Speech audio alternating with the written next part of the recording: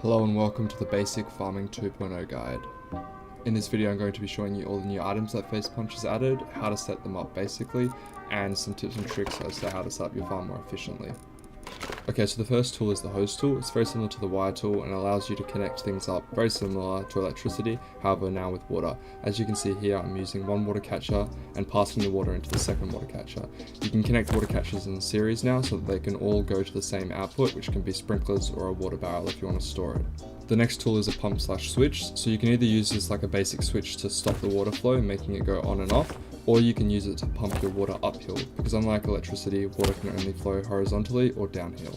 The next item is a splitter. It allows you to split water from one input into 3 outputs, so you can put it to multiple sprinklers, although it's pretty useless at this point because you can run sprinklers in series anyway, so you don't really need this item. The sprinkler, it waters your plants automatically, so you don't have to do it manually with a bucket. You can connect this up to a water source so it can carry on infinitely. The compost, very simple item. You can add the horse dung into the top, and you can also add the plant fibers from the dead plants, and it'll turn it into fertilizer over time. Just make sure to leave your plant fibers in multiples of 5 because you need 5 to get 1 fertilizer. This takes a little bit of time, so just leave it in there and let it go. Once you get fertilizer, chuck it in your large planter boxes. At the current rate, 1 seed consumes 1 fertilizer. Okay, now that you've planted your seed, you can go over and look at the conditions. We need to maximize all of these because the overall condition and growth of the plant is determined by the weakest link. It's like the saying goes, a chain is only as strong as its weakest link. The plant only grows as fast as its weakest condition. Okay, we'll start with the easiest ones, light and ground. Light can be maintained by having 1 light connected for each large planter box. A solar panel system set up into a battery will be able to run this 24/7 no problem. If you want to have more large planter boxes, then obviously you're going to need more solar panels and more battery power. And then ground is even easier. You just need to make sure you have fertilizer in the planter boxes. And you can get this from composting the horse dung. Now temperature right now is a little bit tricky. You can't actually do anything.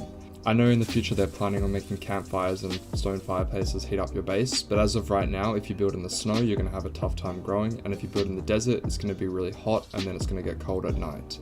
The best thing I've found is to build next to water, whether that means a lake, the ocean, or a river. This means that your temperature would usually be around 90 to 100%, and that's all you can really do. The final one and hardest to control is water saturation level. Each large planter box can hold 9,000 mils of water. The more water the better so that your plants can grow. However, I found that over 8,000 mils of water, you'll start to get oversaturated water and the plants will actually drop from 100% water saturation down to around 80 something. So you want to try and maintain something between 6,000 mils and 8,000 mils. The best way to get your farm started is to live next to a river. This way you have access to a lot of water that you can grab out of a jerry can 4,000 mils at a time. Splash this over your water beds to start filling them up and getting them close to that 8,000 sweet spot.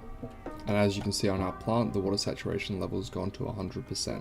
So now that the plant's growing at 100%, what do we do next? Well, as you can see that it's going to start draining the water level as per plant, everyone's different. You've got to maintain the water level. You can do this by regularly filling them up with the jerry cans, or you can set up the sprinklers so that it does it a bit more automatically. Simply connect up your large water catcher into the fluid switch, and then that fluid switch can output the water into the sprinklers. Do note that this is going uphill, so it's going to need electricity via the E branch from the solar panel. Now your farm is fully automatic and running at 100% growth rate. Well, for now it is. The water coming from the large water catchers is nowhere near enough to power your 4 large boxes. So you'd think to just add more water catchers. However, the way Facepunch have designed it is they've made the water catch rate really slow. I know there's plans to add a pump so that if you live near a river you can pump out more water, or you can have a compound and have something ridiculous like 30 large water catchers feeding into your 4 small planter boxes, but it's just ridiculous. It's not worth the time and effort. So what you should do is use this as a method to slow down your manual labor. Use as many large water catchers as you can, feeding into your switch and then powering the water.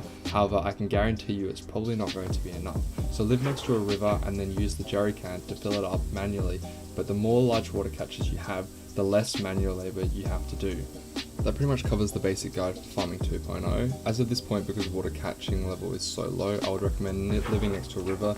Use large and small water catchers where you can, however you're going to be having to do a lot of manual labour. Although it's not too bad if you set up a few large water catchers, you only really have to check your plants every hour with a jerry can and just splash some water on it. This way you'll be getting crops every hour or hour and a half.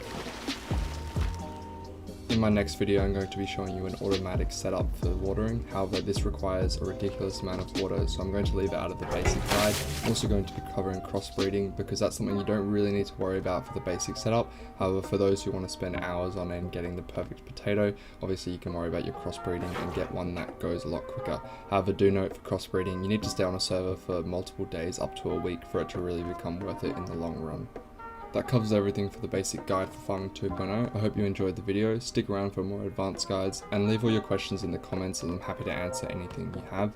Come join my Discord if you have a really advanced problem. You can send me pictures and stuff like that. Thanks for watching, guys.